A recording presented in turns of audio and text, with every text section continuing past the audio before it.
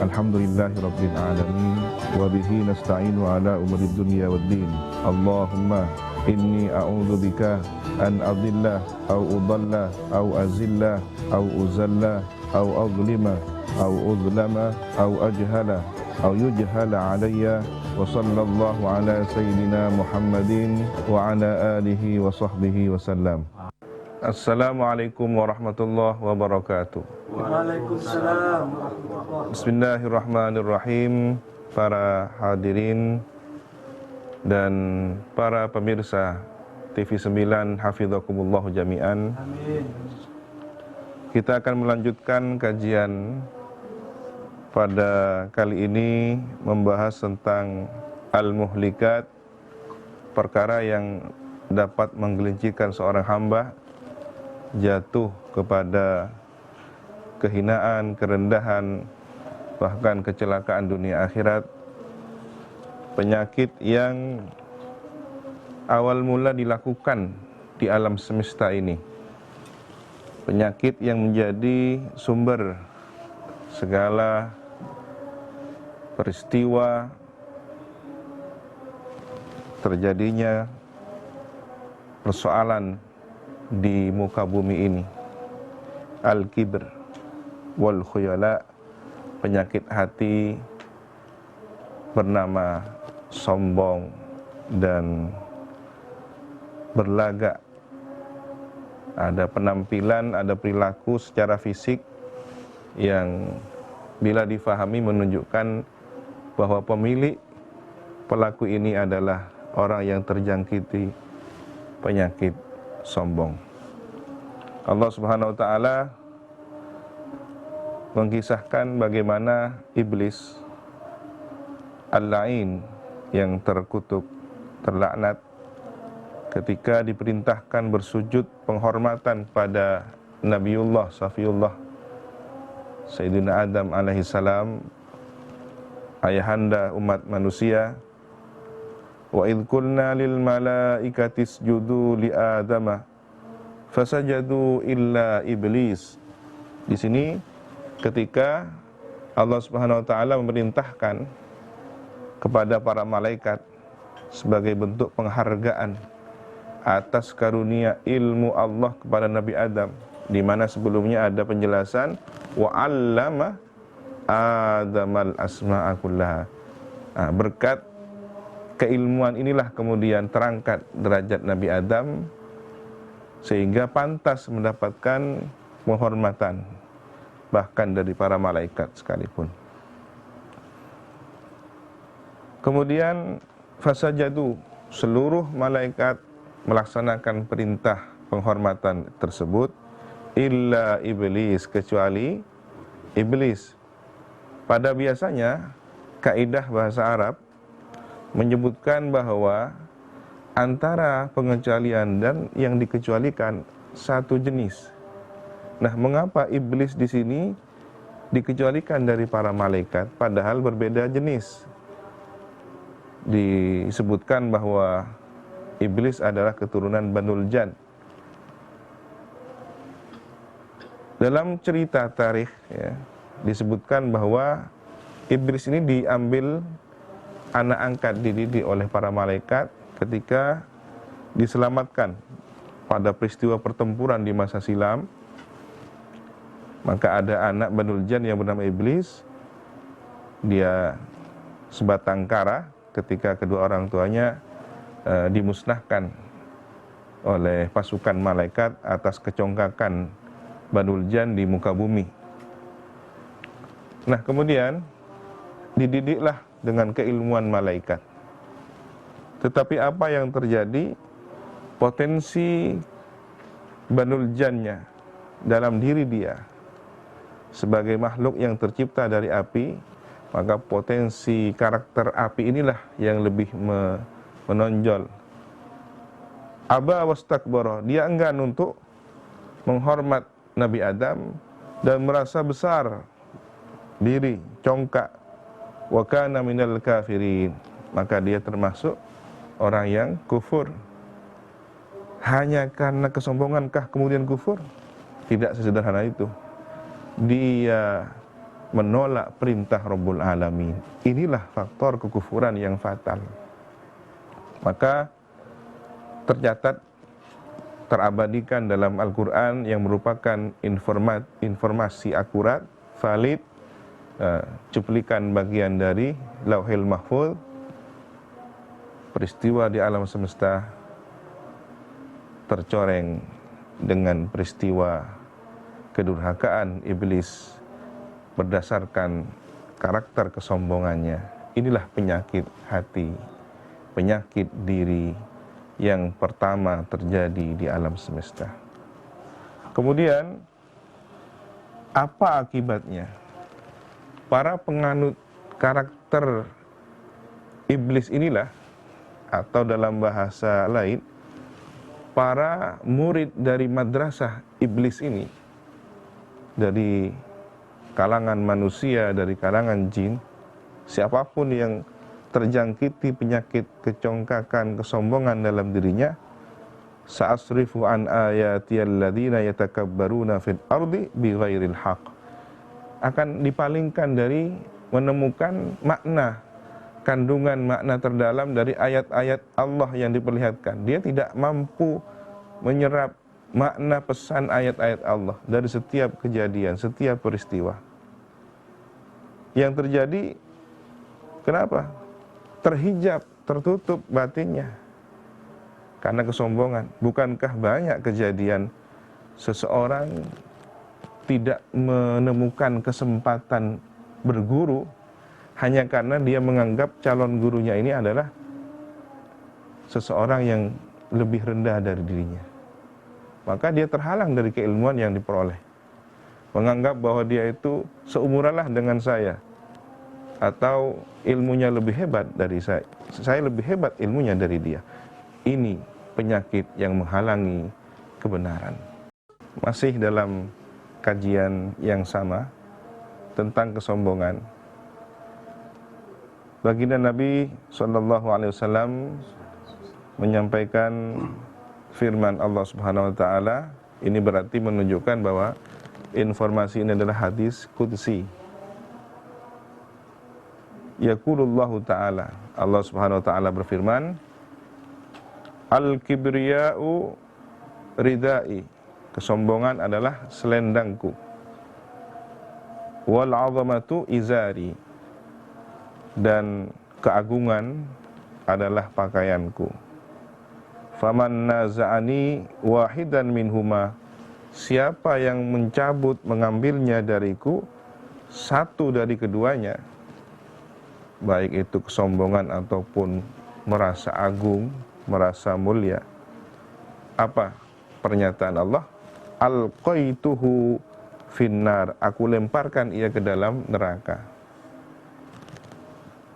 Hadis riwayat Imam Muslim dan Ibnu Hibban ini terdapat dalam dua kitab sahih milik kedua imam yang agung dan mulia tersebut. Kemudian Ibnu Majah juga meriwayatkan dengan lafaz yang kita baca tadi. Ini menunjukkan betapa dimurkainya orang yang berkarakter sombong, berkarakter sok mulia agung, karena sebenarnya pemilik keagungan dan kesombongan hanya yang benar-benar menguasai alam semesta, Rabbul Alamin.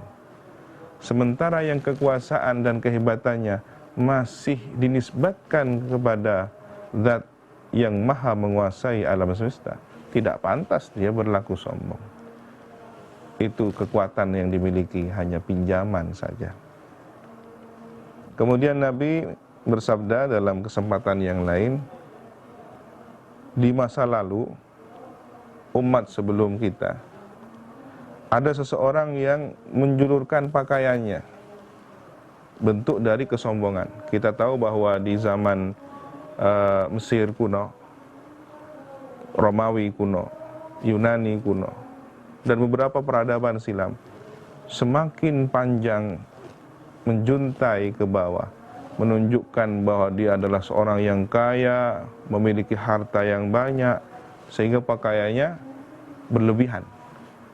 tetapi semakin pakaiannya terlihat meninggi atau sangat minim sekali, menunjukkan bahwa dia orang yang mungkin tak berkecukupan. Nah, karena kesombongan inilah kemudian Allah melaknat, mengutuknya, terbenam ya, tenggelam di bumi, ditenggelamkan.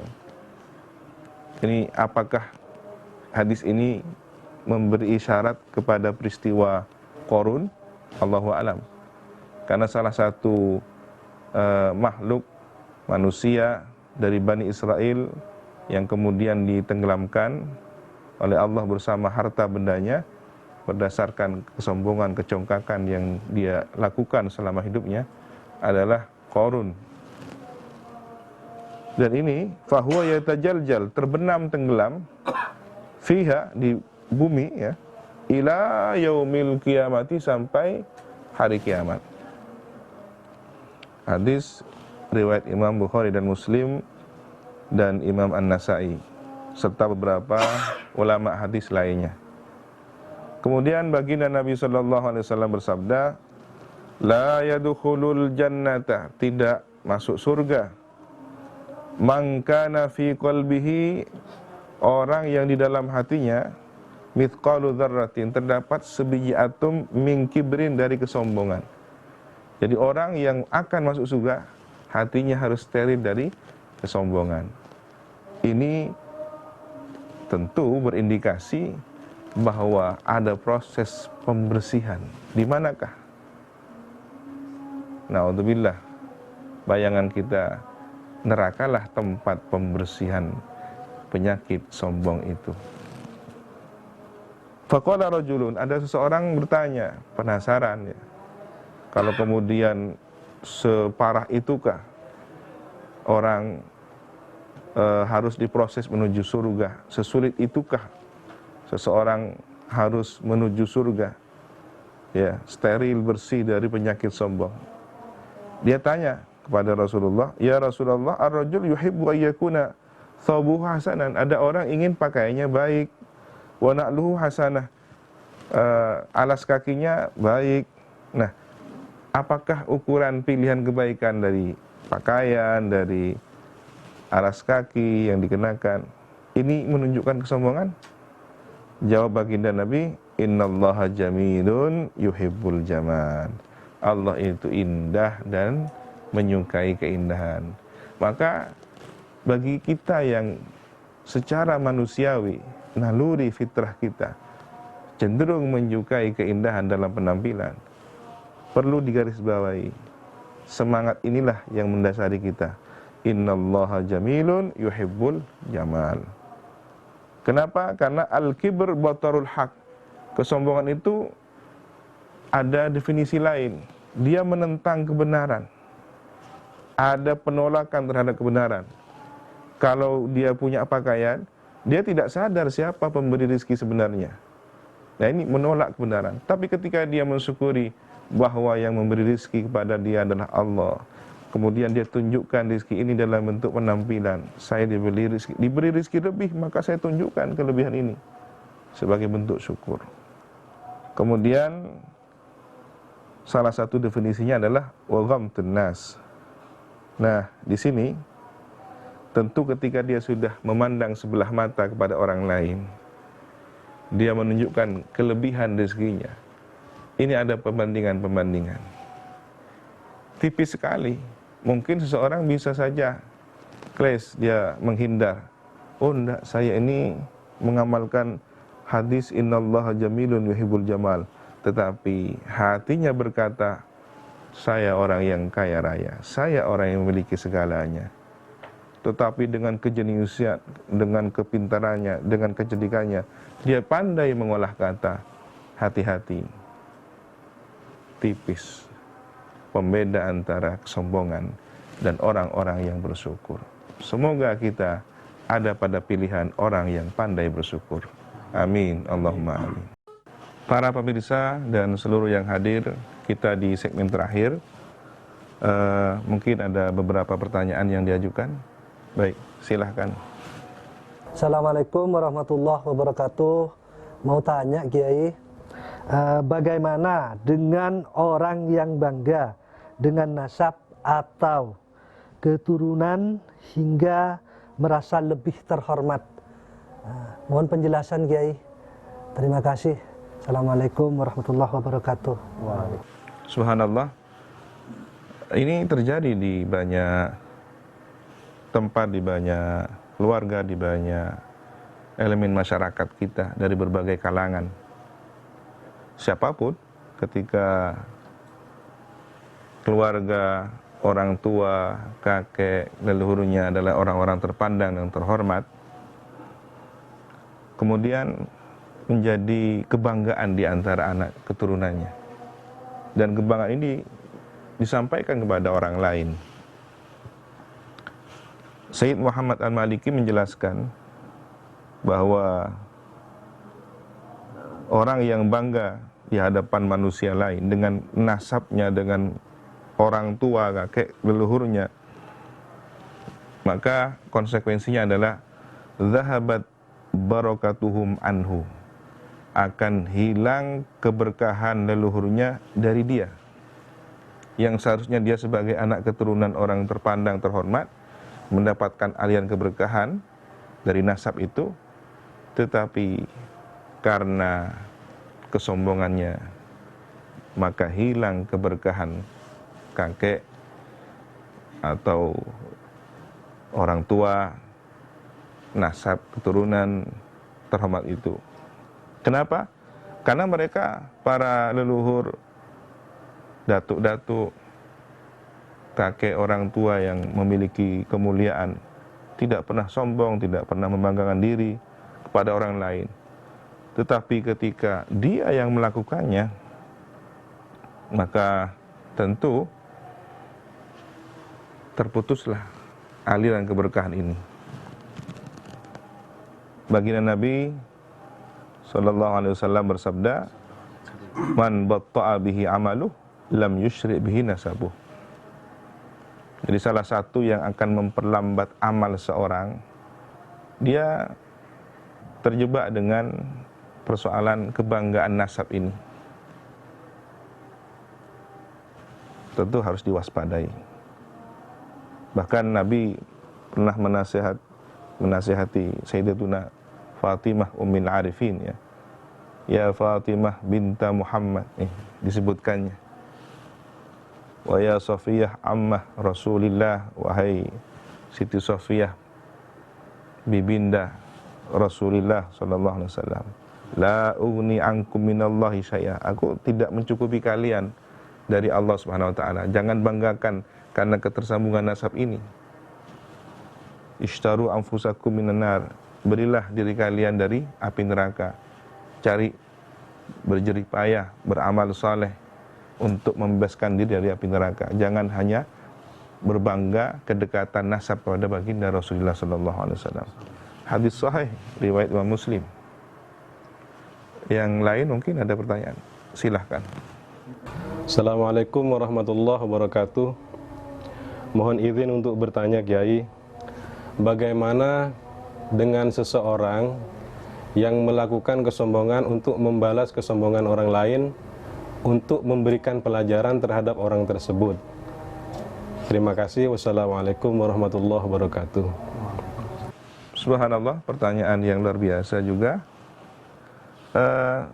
Memang di masyarakat sering kita dengar sombong kepada orang yang sombong sedekah. Ini dibahas oleh kalangan ulama, apakah hadis ataukah bukan. Pertanyaan ini merujuk pada kalimat yang beredar di kalangan banyak orang, ya. Apabila kalian melihat orang yang tawadu, rendah hati dari umat Nabi Muhammad ini, diperintahkan untuk membalasnya dengan ketawaduan. Tetapi kemudian jika melihat orang yang sombong, balaslah dengan kesombongan. Karena kesombongan ini akan membuat dia terhina, terbalaskan kesombongannya. Ini disebutkan oleh Imam As-Subki dalam Tabaqat Asy-Syafi'iyah. Kemudian ini juga disebutkan oleh Imam Az-Zabidi dalam syarah kitab Ihya Ulumuddin, ya. Beliau punya kitab Ithaf, ya. Menukil dari Imam Al-Iraqi, Al-Hafidh Al-Iraqi, komentarnya adalah hadis ini gharib. Terlepas dari kajian hadis tadi, tentu ada sabda Nabi lain yang tegas menyampaikan riwayat Imam Abu Dawud At-Tirmidzi, ya. La yantahiyanna aqwam anil fakhr. Niscaya sungguh berhenti sekelompok orang kaum dari kesombongan, berbangga-bangga biabaihim dengan leluhurnya, orang tuanya, kakek yang memiliki nasab terhormat, terpandang. Au la yakunanna ahwan 'ala Allah Ta'ala, atau dia akan menjadi lebih hina dipandang oleh Allah minal ju'lan, dari binatang kumbang yang hanya menyenangi kotoran saja. Begitu hinanya orang-orang yang sombong ini dalam pandangan Allah Subhanahu wa taala. Semoga kita mendapatkan pandangan yang terbaik dari Allah Subhanahu wa taala, tentunya dengan menyembuhkan penyakit kesombongan ini. Assalamualaikum warahmatullahi wabarakatuh.